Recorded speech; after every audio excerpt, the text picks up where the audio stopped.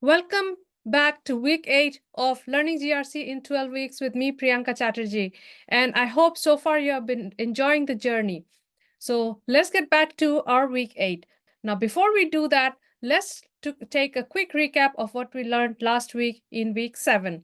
So last week, we focused on risk frameworks and how engaging human beings and using their powers in the right way can help us mature and do cybersecurity in the right manner. We looked at how frameworks provide us with a structure to manage risk. We also looked at NIST uh, cybersecurity framework and 853 as an example. We looked at the engage, understand, and co-create framework on how best we can leverage the human powers. And finally, we looked at how it is important to balance the user's awareness versus our own awareness. So without further ado, let's get started with week 8, where we are going to learn about risk assessment. And before I get started with the week 8, if you have not already done so, please take a moment to subscribe to my channel so that you can get to see the future sessions and future notifications. Thank you. So let's get started with week 8. So this week's goal, like I just said, is to learn when and how to conduct cybersecurity risk assessments, right? Now, we all talk about that we need to understand what does cybersecurity risk looks like for us and for our organization. Now, risk assessment is that vehicle or is that mechanism how we can come to a conclusion, right? Now, let's look at a quick recap of the risk assessment definition. Now, in one of the previous weeks, we talked about risk, the whole concept of risk management. But today, we will look at the details of how to do risk assessment. Now, risk assessment is nothing but identifying, evaluating, and analyzing the potential risks that we have to manage, right? Things that can go wrong. And also a key part of this assessment is to understand, does something impact us? Then how much or how does it impact us? And also, yes, it could impact us if it happens, but how likely is it to happen? So if we look back at one of the examples that we used in previous weeks, like someone stealing or theft of our gold or valuables from our house, right? Now, if we live in a very, very disturbed neighborhood, the likelihood or the chances of something happening is higher, right? Which means the impact can't really, really happen. Whereas if we live in a very, very safe neighborhood, then yes, if something gets stolen, we will get impacted, but the chances or the likelihood of the impact happening is very, very low. So that's kind of where the risk assessment really helps us to understand the true impact and true chances of something happening to us and prioritize what is an important risk to manage and not to manage, right? So let's continue and learn how can we really do a risk assessment. Now, before we jump into actually doing a risk assessment, I thought it will be a good idea to talk through the process so that we first understand in our mind what that process looks like. Now, the process of risk assessment is formed by sort of 8 steps or 8 stages, if you like, right? So it starts by setting the context. Then we have to define the scope, assets, and impacts. So here on the screen, you'll see the 8 stages or 8 steps that we have to go through to be able to conduct a risk assessment. Okay, so bear with me.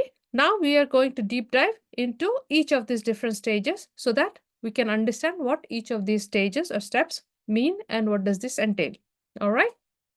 So the first thing is that before, like any other task, before we do it, there's a step or stage where we have to first prepare for the assessment, right? Now, what does preparing for the assessment means? Now, here we have to set the context of the assessment. Now, this is super, super important because if we do anything, not just risk assessment, we do any task, anything, any discussions without a context, then the value of that particular activity reduces significantly. So to make sure that the assessment remains valuable and relevant, we have to first set the context. Now, what does it mean? So context could be why are we doing the risk assessment? Is it because we wanted to proactively understand what risks we have, or is it something that we are doing because something has already gone wrong and now we want more details of where we stand? For example, we already had a breach or or a security incident, and now we are reacting to that whole thing like, oh, okay, we have already have something gone wrong. Let's see what else can go wrong, or why did it go wrong, right? So that's one situation where, or one context when you can do a risk assessment. The other piece could be, are we doing it for something very specific, or are we doing it for a really broad thing, or for the entire organization? So what is our focus? Then, are there any other drivers for assessment? For example, there's a new regulation that requires us to do something, or we are trying to get our enterprise certified, organization certified. Then that is a driver for assessment. Or are we trying to launch a new business service or a new business offering, which requires us to understand the risks before we launch that new business offering? Now, for the purposes of our discussion, we'll take the case of a new business offering. So, our hypothetical organization is launching a new business. Now, once we have the context, next we go to the next step or stage, which is scoping. So, we understand that, yes, this is a new business offering. Now, the scope could be, the business offering could just be, it's like a new application, or it's a new process that we are introducing, right? Or we are opening up or expanding to a new location. We're expanding to a new country. We are opening another office. It could be just a new innovation. For example, we are going to adopt use of generative AI, for example. Yeah. Or we are coming up with a new product, or we are going to adopt quantum, right? Anything, any new innovation could also be your scope. Now, for the purposes of our example, we'll say it's a new business offering in which we are going to offer new applications for that particular stakeholders. Okay. Now, once you have the context and scope, the next thing is we have to understand what assets and what impact are we talking about, right? Now, what will it impact? When we do all these things, we have to first understand what assets are we talking about. And if you remember from, I believe, week 5, we had looked at the 5 different types of assets. We have users, we have processes, we have hardware, software, applications. So all those assets, we have to think about what is coming into play as part of the new application and business offering, right? And when we look at impact, we have to look at how does it impact our people? Is there a health and safety challenge, or is there going to be any hazard for their privacy information, privacy, things like that? How does it impact our process? If something goes wrong, does it impact any of the processes that the teams are doing, right?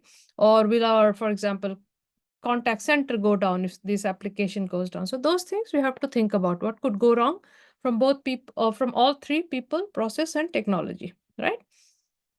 Now, here we talked about, let's take a moment to talk about the assets and impact, right? So we know that there are 5 key types of assets. Now, in terms of the impact, we have to ask those questions. Does it impact only internal people? Does it impact a few departments? Does it impact or face external customers or external regulators or governments? Or does it impact how we work with our vendors? So who are the people involved in this new business offering, right? So we have to ask those questions and understand. Then we've got the process side of things. Now, as part of this new business offering, will this business offering be just internally focused, or to improve a process or an efficiency of a particular section? Or is it going to be an offering for our end customers or someone who is outside the organization, right? So that's kind of the process context of it. Then we've got technology. What kind of technologies are going to be involved? Are we talking about building new servers, building new infrastructure, or are we going to host it within our data centers or in the cloud. So we have to understand a lot of different things when we are preparing for that assessment, right? Because all of this will change the type of questions and the type of threats that we have to consider. Something that is in the data center, the risks around that would be very different from something that is hosted in the cloud.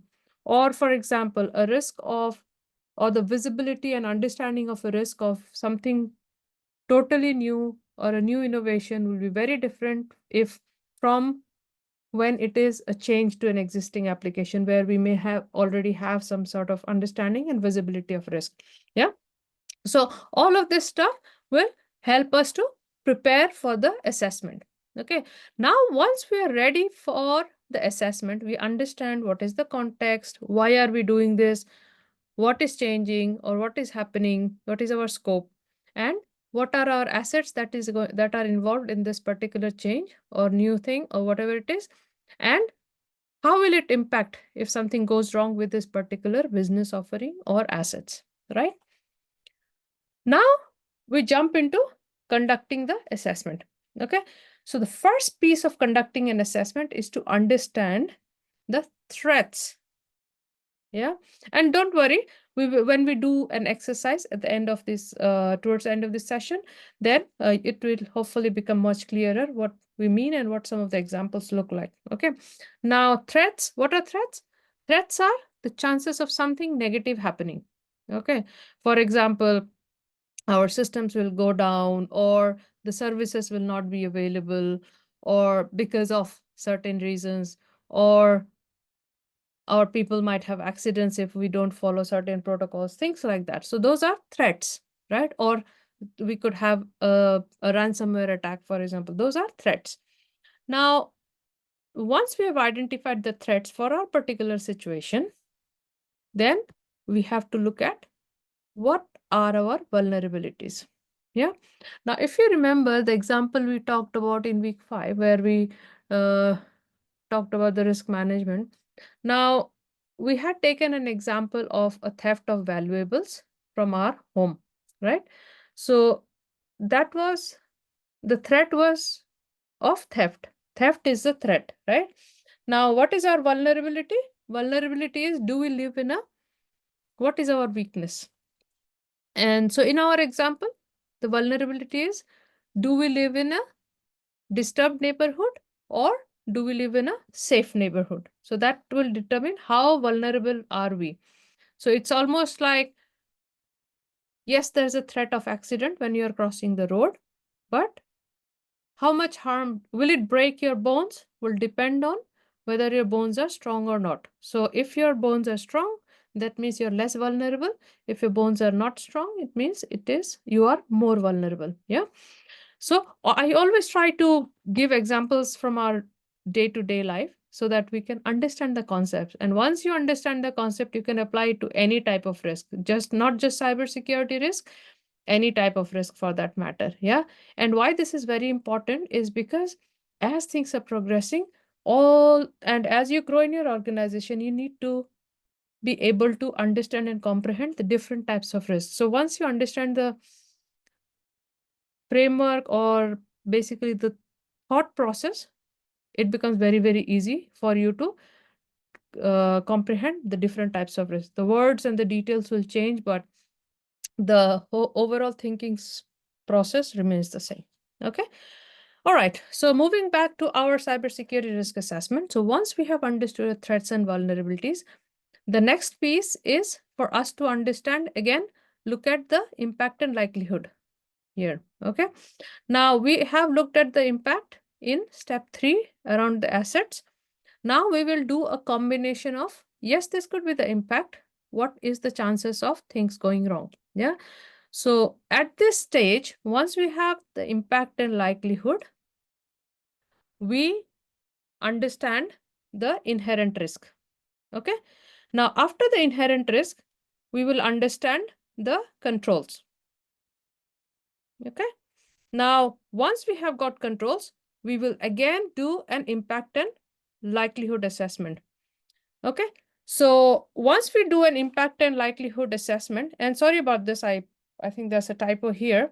So that should have been 9 instead of 6. But essentially, let me go back here. Sorry. So threat, vulnerability, impact, and likelihood. That gives us the inherent risk here. Yeah. Now, once you understand inherent risk, now what is inherent risk? Understand the word inherent. Okay. The word inherent means that is my original risk. For example, if we take the case of something, the theft of our valuables from our house, before even doing anything, we've looked at, yes, I have valuables. Yes, I live in a disturbed neighborhood. So that is my inherent risk. How possible is that risk, or how likely is that risk? Now, once we do that, next is we put controls, right? So we talked about putting controls, which is we put locks and keys on our door. We put CCTV camera. We buy insurance. So things like that. Yeah. Now, at this point, if you cannot reconnect to that, I would suggest please pause this session here, go back to week 5, do a quick recap and come back here, because then it will make more sense. So once we understand the controls here, then we again do an impact and likelihood. Why? Because once we have put our locks and keys, once we have bought our insurance, our actual risk reduces. Yeah. And we're still left with some risk. Like people can still come and the thieves can still break in and they can steal our valuables. But the chances of something happening has been reduced. Why? Because we have put locks and keys, we have put CCTV cameras, we have got insurance. So even if someone steals it, I'm not going to lose much of my money. So this situation, once we have put the controls, is called a residual risk. All right. So once we understand the residual risk, right? Now, why do I have the word risk treatment here? Yeah. Here, I want to talk about an important concept, right? Now, let's take our example of the theft of our valuables. Okay. Now, if even after I put lock and key, I put CCTV cameras, and I buy insurance, I will still lose a lot of money. Okay. For example, I don't have enough insurance, which means that if all of my valuables are lost, I will not get enough money to compensate for that valuables, for example. Yeah. Which means my risk is somewhat less, but not at a level that I would want. Okay. Now, what can I do? I might have to put some more, maybe I hire a security guard. Maybe I buy more insurance, right? There are plenty of other things that I can do to further reduce the risk of someone stealing my valuables from my home. Okay. So with that, what do I do, or what should I do to further reduce my risk is called risk treatment here. Okay. So risk treatment is nothing, and we talked about this in week 5. Risk treatment is nothing but further reducing the risk. All right. Now, as a quick reminder, and this is something that we even talked in week 3, much prior to week 5, is there is, and you can remove it, remember it as Tata. So from where I come, we do Tata, which is like essential bye-bye. So treat, accept, transfer, and avoid. So you can use that acronym Tata to remember it, but these are the 4 ways of how we can treat the identified risks. All right. So with that brings us to the end of the process of risk assessment. So now let's quickly go back and do an actual risk assessment so that you know what it could look like. How can you capture all that information that we talked through across the 8 stages, or now once you break down all the 8 stages, it comes to about 10, 11 steps. So we'll now look at a sample risk assessment, and we'll try to talk through that so that you have a working example. Okay. And what I want you to do here is that once we have walked through the examples, I want you to create a hypothetical situation in your mind and then do a similar practice after you have watched the session. All right. So let's get back to some practice time here. This is a sample template that I like to use. And I use a very similar guiding template for my day-to-day work as well. So this has a lot of information in there. Yeah. Now here I wanted to show you a working template so that you can take it back. You can learn from it. And if you're already working, you can take it back to your workplace and possibly put it to use. Yeah. Or you can kind of improvise on it. Okay. Now, with any documents, I call it like all of us have our personal preferences. So some of my team members, they prefer Word documents versus Excel sheets. Some of us prefer Excel sheets. But yeah, in the world of risk, you will see Excel sheet is a very good old friend, yeah, for a lot of different reasons. Anyway, so coming back to the template here, I've broken it down into 4 tabs, all right? The first is the guidelines. Why? The guidelines is something that will tell us these are our guiding principles. Now, from the week 3 and week 5, if you remember, we talked about risk matrix, we talked about impact, likelihood, and how we can measure that, and we can give a number. So here you see on the guideline section, we have got certain different things. Now, I will take a pause here on the impact criteria here and see if I can make it bigger for you. So here it is important. Now, this is where I want you to bring your focus back into the video, because this is where it is very, very important to understand the type of impacts. Okay. So in any situation, in any type of risk, yeah, there are typically 5 types of impacts, right? Now we talked about we have to think people, process, technologies. Across all of them, there are 5 categories of risks or 5 types of risks. Yeah. Now you can have many specific risks under each of the type, but it is important for you to understand the categories of the types. Yeah. Now in the categories, first is operational. What is an operational impact? Is basically you cannot run a certain part of your business or your entire business comes to stop. For example, when we have attacks on our websites, we have attacks on our, for example, banking systems. We have attacks on our contact centers or technical support centers, right? So those are operational uh, impacts. Yeah. So my one part of my process or organization cannot work or cannot operate. Then we have financial risks. Now the term is very simple. It is we are losing money. It's very simple as that. Okay. We have regulatory risks. Maybe we can have fines, we might have to do more things, yeah, or we are not compliant to a particular regulation, things like that. Then something that is becoming very, very common these days is reputational. Now, this is where the name of the brand, name of the company or the organization or the person for that matter takes a toss. Yeah. Now in the world of social media, this is becoming very, very easy. So you can just go to X and then just tweet about it, or you can put it on LinkedIn, Facebook, all the social media channels, digital print media, things like that. So it's very, very important, even for the facts, like if the services like Instagram or WhatsApp goes down for a few minutes, people start talking negatively about about Meta, for example, yeah, or X for that matter. And same goes for all the different applications. If YouTube goes down, we talk about Google, right? So that's the reputational damage. Okay. Someone talking badly about your or your company's reputation. Then we have got the safety, which is health and safety of people, right? So while all of this is sort of things we have to measure and understand, safety is definitely, I think, from a moral compass perspective, takes higher priority across all, right? Even if you lose money, even if you're non-compliant, you would definitely want your people to be safe. So that is another angle of impact you would need to understand. Okay.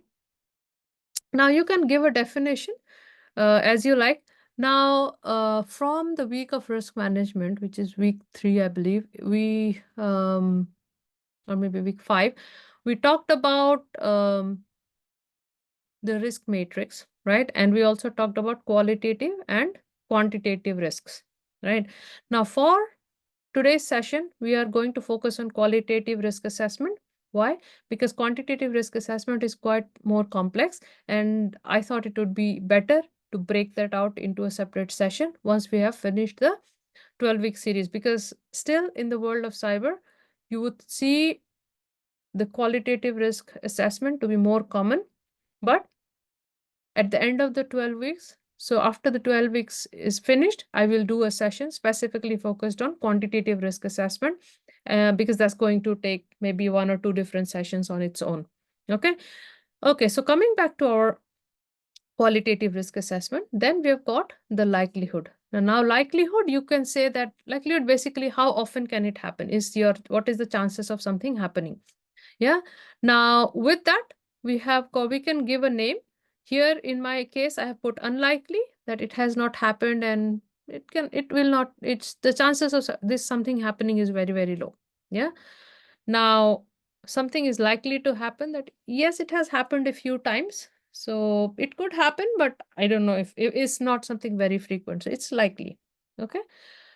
And something is very likely, which means it is happening very, very regularly. Okay. Now in this example, we have given it some way of measuring it, because otherwise it's going to be very, very subjective. And while this is qualitative and still subjective, but we don't want it to be way too broad, way too vague. So we're saying, okay, these are some of the parameters for you as a user to think when you say something is very likely to happen or not likely to happen. Yeah. So these are more like a guide rail for our users who will be giving us inputs for that risk assessment, and also to align them and us as cybersecurity risk professionals, so that we are talking along the same guidelines. Okay. So that is around the guidelines. And here we have the risk matrix, which is risk. Once we understand the impact and likelihood, we'll say the impact cross likelihood, so impact times likelihood, or likelihood times impact, as you like to call it. So you can flip the matrix the other way around as well. It's just a personal preference. So we do this and we create this matrix. Okay. So here, what I've done is we've got a number given to each of the low, medium, high, and unlikely, likely, and very likely across impact and likelihood respectively.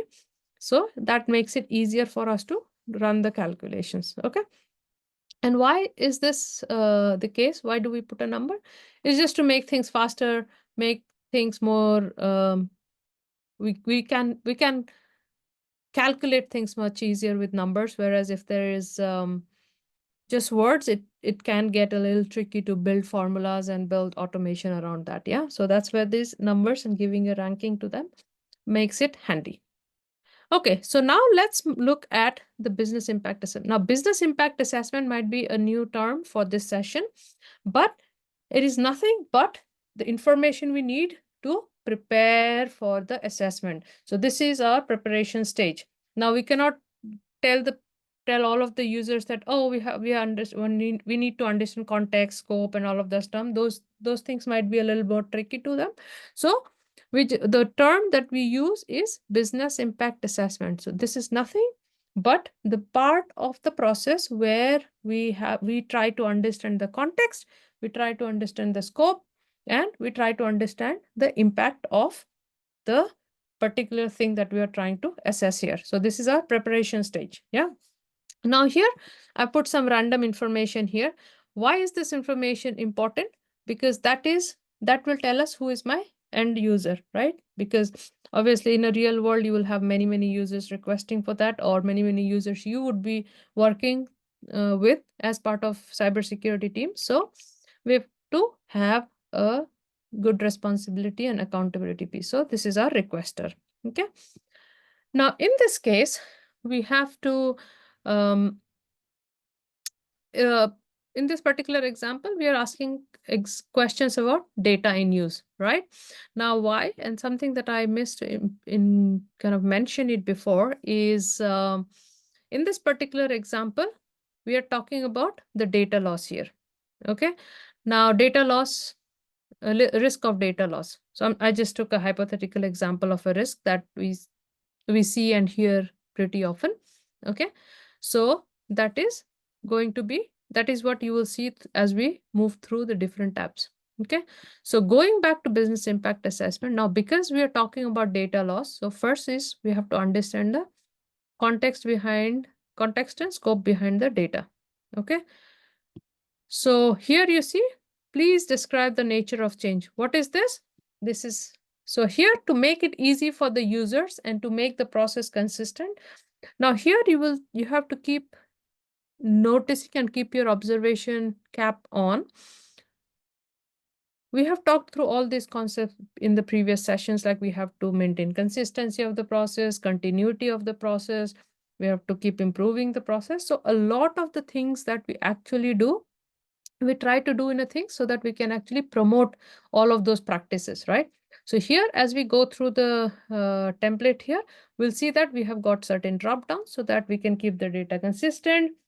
Yeah, and we can give more and more guidance to the people that we have got involved here. All right, now let's look at describe the nature of change. So here we have got a few different options available. So acquisition, operations expansion. So these are the options that we have available in this particular example. You can have many more depending on the organization type, depending on your personal preference. But for this example, this is what we are saying. So let's say we said it's a new offering. Yeah. So we'll say process change, for example. Then say what departments are in scope. We say, okay, you know what, this is an HR system that's changing. Yeah. Now, brief description of data. So again, we are giving some option here. In this example, we've got all the different data types, but again, this could vary depending on the company or organization. So let's say this is an HR thing, so maybe benefits and retirement information. I'll say, as part of the change, will any data move from an existing to a new system? Now, remember when we talked about the process, we said it's going to be a new application. Okay, so we'll say no, it is a new application. Okay, next is, as part of the process, will the data be downloaded to shared drive? We're talking about benefits and retirements, so just as an example, we'll say yes, some data may be downloaded from time to time for processing or sharing with our external regulators, for example. Yeah. Then we've got, will data be exchanged with one or more parties? So in the previous line, we said, yes, we will share it with regulators. Yes, with external regulators and employees. Yeah. Because this is their benefit and retirement information. So obviously the employees will come into place. Now, this is an important piece because we're talking about data. We are asking how sensitive is the data. Now, in our example, we've got these examples, but it can look very different again based on the company. So let's call it, it's a personal confidential data. It's something, a benefit and retirement. So it's a personal data. Yeah. Name of data owner, let's say Charlie. How? Then we've got, is there any regulatory implication? Now, let's say before this, we did not have that. Now, I don't know as a user if there's a regulatory implication. Yeah. But this is a good question to ask because some people, some business users are really knowledgeable. So we should not negate the fact that yes, they may be aware already, or this process might be doing something very different because there's a new regulation, or this is being done because of a change to a regulation. Okay, so this is a place where we can ask that question, is the driver. So this is a question for a driver question. Okay, so what is the driver? Is it because of a regulatory change? Okay, for example, we don't know. Now the important piece is we're doing the impact here. So here you look at the different examples here. Yeah. So we've got potential impact. We've got here. I'm just choosing something random here. Okay. And then we've got no impact. Okay. Now here we have got the overall impact. So overall impact, it is getting calculated here. We've got the different calculations here uh, based on the matrix that we have in the guidelines section. Okay. And then we ask the likelihood question. Okay. Now likelihood is how often was the data compromised? Now here we say it has not happened. Yeah. So it's not likely. Or we say we choose a different thing. Yeah. Then typically it should give us a risk rating here. And I will have to check why it's not working. But yeah, typically it should give us a risk rating here. Okay. Now this is at the end of this, we have understood the inherent risk. Okay. Now let's move into actually conducting the risk assessment. Okay. Now here we have got, think about our 8 stages. We looked at assets, threats, vulnerabilities. We look at inherent risk. We look at controls, and we look at residual risk. So in the business impact assessment, we have understood our context, our inherent risk, impact, inherent risk, and we have also understood the assets that may be involved. Okay. Now, here we have got risk. We like I said, we are doing the assessment of risk of data loss. If we lose data, what will happen, right? Now here in our example, we said we are coming up with a new business offering and a new application. Okay. So our name of asset is application software. Okay. And another field that is important for us to capture is the asset owner, so that we know that when something goes wrong or if something goes wrong, who is accountable, who is supposed to be funding everything, who is supposed to be taking care of this particular thing. Yeah. So if we find out there are things that needs to be treated. Okay. So that's why it is important for us to understand who is the asset owner.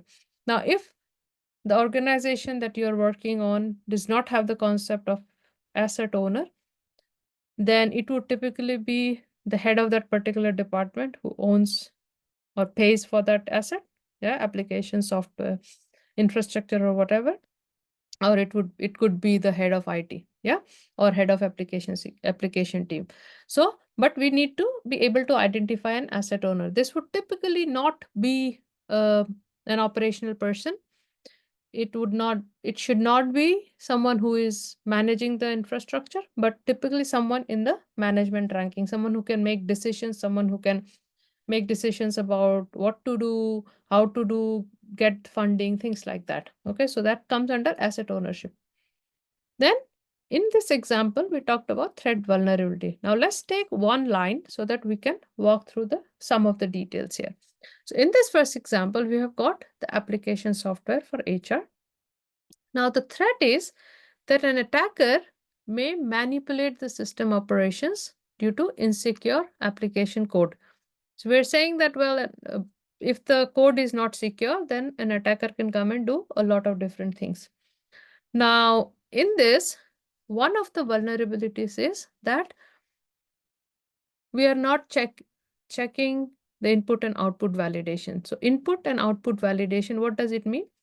Input validation is if you think about any forms that you fill on the websites, right? So you are providing user input.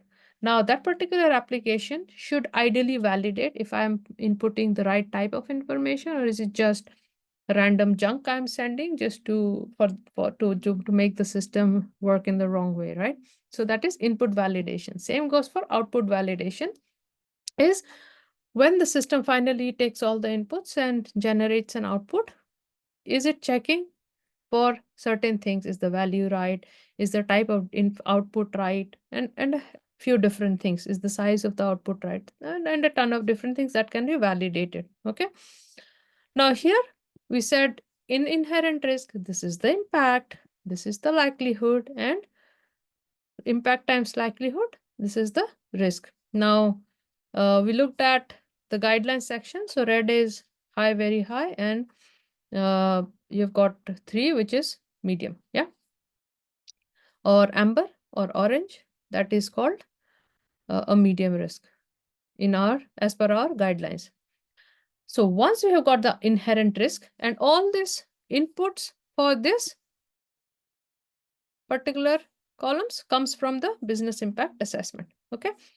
Now this is where we need to go back and ask our stakeholders. Now, because this is an application, we would go and ask the application developer or the product manager or product owner saying, okay, tell us, how do you take care of this particular threat and vulnerability, right? So the application developer says, well, before we release, we do a security testing of our code. So to just to make sure that we don't have this vulnerability. So we cannot do much about the threat, but we can do about the vulnerability. Okay. And in our case, the control is effective. Okay. Now, what does it mean the control is effective? Is yes, we might be doing certain things, but are we doing it in the right way? Is it doing the thing that is expected to handle? Now, if you say that I'm hungry, right, and the control is you have to eat food. Now, whether the food is cooked, it is properly cooked, half cooked, so that means it is your effectiveness of the cooking procedure or the cooking control, right? So that tells us this particular control is effective or not. Is it working or not working or half working? Yeah. So you can have 3 situations, whether it is properly working, any control, or whether it is partially working, sometimes works, sometimes doesn't work. And then we have got, no, it doesn't work situation, or it does not exist. Yeah. So in this particular example, we've got something that is working or effective. Now what happens is, because we have got some controls, our impact and likelihood reduces here. Okay. So our risk also reduces. Okay. So similarly, you've got these other 3 things. So the second one talks about network connections. The third talks about visibility into network activities or monitoring it. But in this, the last example, the control is not effective, which means it's not working. Yeah. What is the control? It is log monitoring by Security Operations Center. Now, what do we do in this situation where something is not effective or maybe partially or somewhat effective? We go into the risk treatment status. Okay. Now, in this situation, so this is a typical minimum information that you should have in your risk treatment tracker or a and we'll talk about in one of the next weeks, we'll talk about risk register. So this is going to be a very key input for that risk register. Okay. Now, this is a risk treatment plan, which is how are we going to reduce that particular risk, or how do we fix this particular issue? Okay. Now here we have got assets and asset owner. And here we talk about firewalls and IT manager, right? Why? In this assessment, we didn't talk about firewalls. But here the control is to have visibility into network activities. Okay. But we are not monitoring the logs of the firewall. So what is the problem? What is the gap, or what is the issue? The issue is that logs of all firewalls are not collected or sent to the monitoring solution. Okay, so which means we don't know what's happening. And if we don't know, then even if something goes wrong, we cannot go and react, right? Then we have got, so this is the definition of gap or issue. Now here I want to clarify one thing. I have seen a lot of risk professionals, especially the young ones, interchangeably use the word risk and issue. The risk and issue are 2 different things. Okay. Issue is a problem. Risk is something that can go wrong. What will happen when something goes wrong is your definition of risk. Okay. Risk is not issue. Issue is a problem. Yeah. Risk already exists, but issue is already there's a problem. So we've got a risk treatment plan here. So it is basically what are you going to do to fix this situation? Okay. Then we also identify who is going to take that action, right? So in this case, we have got John Doe, who is the firewall team lead. He'll take action to send or collect logs of all firewalls. Okay. And they've given us a due date. It is very important to get a due date and to track to it to make sure that your risk is actually reducing and it's not just something that you're doing on papers. Okay, so tracking due date, very, very important. Okay. And then the final is, because we're talking about tracking, it's very important to understand where that particular issue or action stands. Is it closed? Is it still open? Is it progressing? Is it delayed? Where do we stand today? Yeah. Now, the format could look different depending on how you prefer to run things or how your organization or manager might want to run things. But these are typically the minimum level of information that you should collect when defining a risk treatment plan. Okay. Now, in some, especially in the larger and more mature organizations, you'll have to track when did we identify, who identified, how did we identify. There's a lot of other information that you would collect and include in that risk treatment plan, but that's only to be able to correlate across the different processes. But if we talk about just purely risk treatment for this particular assessment, these fields will be enough from a minimum baseline perspective. Okay, so this brings us to the end of the risk assessment template here. Now let's go back to our session. So that is the end of our week 8. Now here we looked at the definition of the risk assessment, which is essentially nothing but identifying, evaluating, and analyzing potential risks and hazards. We looked at the 8 key stages and we broke it down to 10, 11 sub stages or sub steps, if you like. And we looked at how can we define an action plan, and there are the 4 key ways or key types of treating a risk. So you can treat it, which means fix it, you can accept it, you can buy an insurance, which is transferring the risk, or you can totally avoid it. How? By just not doing this. For example, in our case, we said we are coming up with a new application for benefits and retirement information. But if the risk is too high for that application, you'll say, do we really want to do that? Yeah, because then we'll lose all of our employee information. Now, I'm not saying that is that big a risk, because obviously you can do a lot of great things. There are a lot of great solutions available for this, but there will be situations where the risk is too big. Yeah.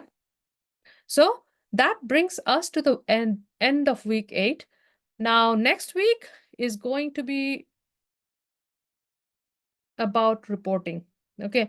Now, this is going to be more valuable and more relevant for someone who has worked in GRC for a bit, or who is someone who understands what kind of information exists in a GRC world. But nevertheless, I want to give a sneak preview into how can you start defining a management reporting? What kind of information is relevant for management? What kind of questions would you expect from the management? Yeah, because the management people, they think very differently from operational people or technical people or people who are running the processes. So it is very important for you to understand how does management think and what you should be prepared for from a reporting perspective. Okay, and what you should be tracking for. Why should you be tracking? To maintain consistency, to maintain continuity, and to drive improvement all the time, right? So with that, I will say thank you so much for staying with me for 8 weeks now, and I will see you again next week in week 9 with management reporting in cybersecurity GRC. For now, this is me, Priyanka Chatterjee, signing off. Thank you. Bye-bye.